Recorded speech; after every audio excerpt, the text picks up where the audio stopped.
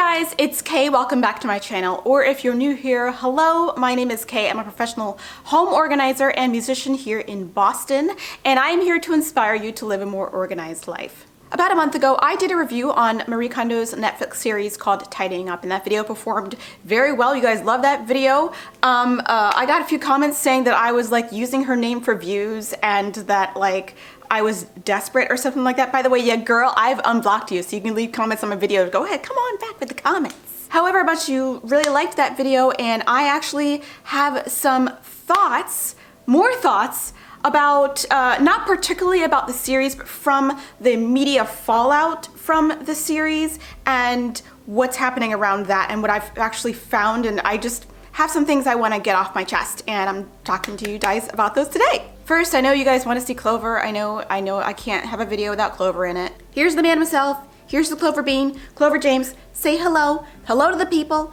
They wanted to see you. He just keeps looking at me. Look at the people. Look at the lens. Anyway, he really wants to take a nap, so I'm gonna let him do that today.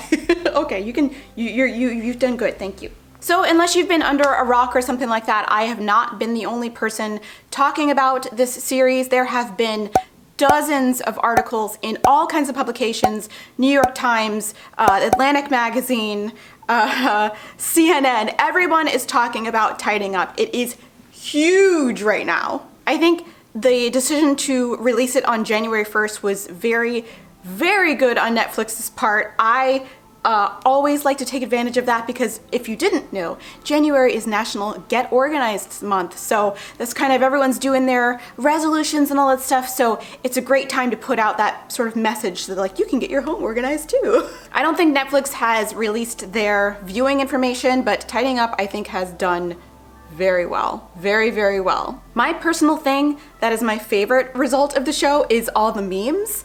The memes are amazing. You guys have to check out the memes if you haven't. They're hilarious. I will link some memes down below that you can look at. They're funny.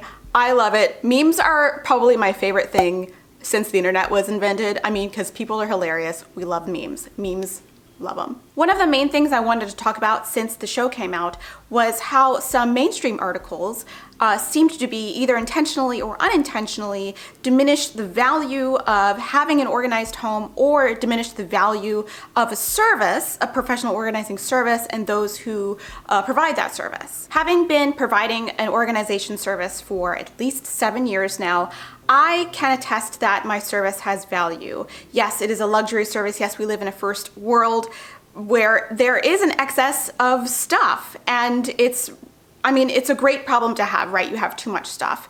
But I can personally attest that at first, when I first saw my clients, I was like, am I really doing anything good here? Is this really, I feel like I'm stealing from people. However, at the end of every session and at the end of subsequent sessions, they felt really good, and they always would express to me how they felt super amazing about the process, the results, and it really made a big change in their lives. And it took a few times of that to really cement into my brain that my service that I was providing actually had value. There's an article written for The Atlantic by Ariel Berman. It was written actually in 2016 before the show came out, but after the book had come out in 2014, about Marie Kondo and how it was titled Marie Kondo and the Privilege of Clutter. It's a good read and a deep dive into the relationship between our stuff and us and a first world culture. It's actually a really good read. I was stopped in my tracks in the middle of the article by when they talked about Marie Kondo and what she actually did for a living, and they put professional organizer in quotations. Putting a profession in quotations seems to belittle the value of the service, and I actually did reach out to Ariel on Twitter to ask her about the quotations, and she told me that it seemed like it was an editing decision, so and not one that was actually written by her, so I can totally give her the benefit of the doubt and respect that. But that means that it's at least somebody, an editor, or the Atlantic as a whole publication, is sort of belittling the value of the service of a professional organizer. Professional organizing is a fairly new profession in the world. I think it was developed in the 80s. That was like, there's no real way to tell, but I think in the 80s there was a sort of rise in professional organizing as a career. So it's fairly young as a career or as a profession, but it's older than than, say, a profession like web developer. Much of the way we develop relationships with our belongings is cultural and or generational as well. I have a channel on YouTube that's about home organization mostly. So if I take a look at my demographics, I can tell a lot. For 13 to 17-year-olds, it's about 6.6%, which is the lowest percentage demographic on my channel, and I understand that. When I was 13 to 17 years old, the last thing I was thinking about was organizing my space. I was like going out on dates, I was writing papers and trying to figure out how I was gonna make it through like my next school day. I wasn't worrying about like how to organize drawers or anything like that. For 18 to 24-year-olds, it's about 9.3%. For 25 to 34-year-olds, it's about 25%. For 35 to 44, which is my age demographic, it's about 22%, almost 22%. For 45 to 54-year-olds, it's about 22%. And for 65 and older, it's about 14%. So we've got a lot of generations represented in there. We've got the millennials and slightly younger. We've got the Generation Xers, which I consider myself a part of. We've got the baby boomers, and we've got people who lived through or have parents who lived through the Depression era. As a Gen Xer, I grew up with a lot of stuff. Most of my more impressionable years regarding stuff when I was shopping was in the 90s, and the 90s and the 2000s were like, yes, get your stuff, buy your Coach purses, buy it all. But I was also the only child of 2 military doctors who moved around a lot. My home was wherever my stuff was, and since we moved around a lot, I wanted to create a really comfortable environment for myself, because when my friends weren't around, I didn't have any brothers and sisters to play with, so I just had my stuff. So I wanted to make my room as comfortable as possible, and that trait stayed with me till adulthood. Disclaimer, I'm making generalizations, but they're just that, generalizations. I don't mean this to be true for everyone, but in general, those minimalist apartment tours that I cannot stop watching on YouTube tend to be posted by younger individuals, either Generation Z or millennials. Their relationship with stuff is maybe different than my relationship with stuff.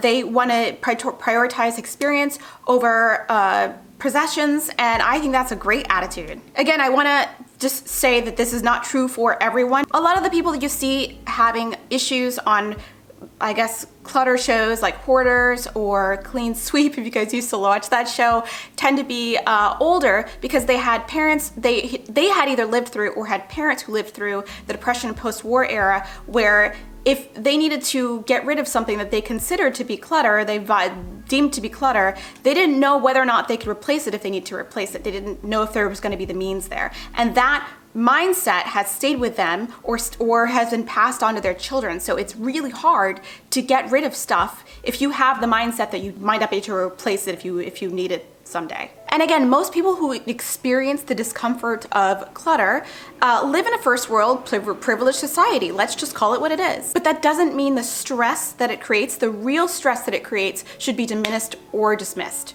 There have been scientific studies that prove that what we perceive as clutter and stress are very, very strongly linked. The stress hormone called cortisol is real. Cortisol is cortisol. And whatever is causing the stress needs to be addressed, no matter what it is. There were a lot of people who were upset about the book thing that I guess Marie Kondo had sort of said that you shouldn't have more than 30 books. That got the people in the book community real upset. And I think that it was a misunderstanding. I, as a professional organizer, love books. There's something about the physical aspect of holding a book that is really special to me, and I still have more books than I actually do read. There's books up there that I haven't picked up in a year, and I'm okay with keeping them because I love them. And in that, I want to say a lot of this stuff is really just about packaging. What I like to say is organizing is very simple, but it's not easy. And you have to pick whatever method is going to resonate with you. I feel very strongly and still feel very strongly that all of these methods, whether it be the KonMari method, the NEAT method, whatever, all of these things get you the same result. The packaging is different, maybe the delivery is different, but they all take you to the same place, and that is an organized home and a space that functions well for you. There's an article on Jennifer Ford Berry's blog. She is an organizer who I respect a lot. Her book is called Organize Now, regarding the KonMari method and how it is actually very similar, but the delivery is just a little bit different, and some of the practices are a little bit different. When I was a post-baccalaureate student in a pre-med program, I took organic chemistry, which is regarded to be the most confusing, difficult science out there. But I had a great professor who explained things really in a very simple way and in a way that I could relate to, and I thrived and loved that class. To this day, it is one of my favorite sciences,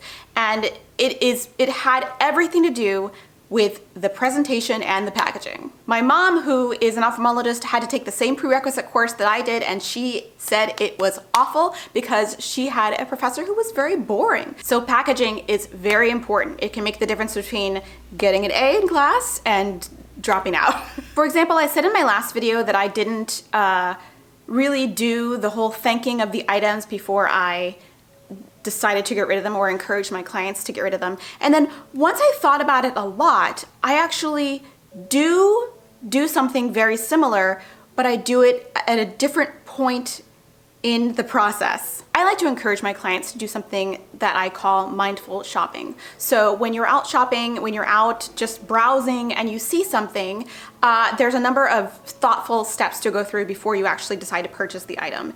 And they are, do I need this really? Do I really, really want it? Do I have space for it? Do I have a purpose for it when I get it home? If you have problems with those 4 things, then you might want to reconsider and either not purchase it or purchase something else. This method of thinking before you actually take items and bring them into your home is the step that prevents you from bringing a lot of clutter into the house after you've already decluttered. So it makes you sort of value the items more once they come in because they've been carefully considered. They've gone through a whole screening series in your head. And that is really that's the same thing as wanting to assign a value to something you're giving away. Whether you do the step at the beginning or whether you do the step at the end is up to you. There was one comment that touched me in particular that was asking why people didn't know how to tidy and why didn't their parents teach them when they were growing up. And my answer to that is that keeping a tidy home is something that can be taught and it's a skill, but it's not a virtue. There are a lot of reasons why keeping a tidy home is not a priority for some people. Sometimes putting food on the table is a priority. Sometimes making sure that kids are taken care of is a priority, or pets are taken care of is a priority. Organization and the ability to use the space in your home efficiently and to make it a pleasant place is not something innate for everyone. And that is what I had to learn when I was first starting to do this work, is that it has value. So having someone provide that service is not to be diminished. Diminishing the value of someone's ideas, someone's attempts to help another person is really something that we need to look at closer as a society and stop shaming people for things that we think are innate or should be common sense. It's really easy to judge from the outside. I think as a culture, especially digitally, as soon as we're like anonymous behind our keyboards, we really need to practice more empathy, and we really don't know what's going on in someone's life. And as the saying goes, before you judge a man, walk a mile in his shoes. Okay, you guys, those are my thoughts and feelings on the whole Marie Kondo response. Maybe it's not an appropriate response. I don't know. I still love the show. I think it's great. I love that they've caused people to be aware. I heard like Goodwill stores are filling up with stuff, which was maybe a problem, but maybe not. If you guys have any more thoughts, leave a comment down below. Has anyone diminished your profession before? Let me know down in the comment below and how you feel about it. If you like this video, give it a big thumbs up. If you don't, give it a big thumbs down. I hope you're having a great morning, afternoon, evening, wherever you are, and I'll see you in the next one. Bye.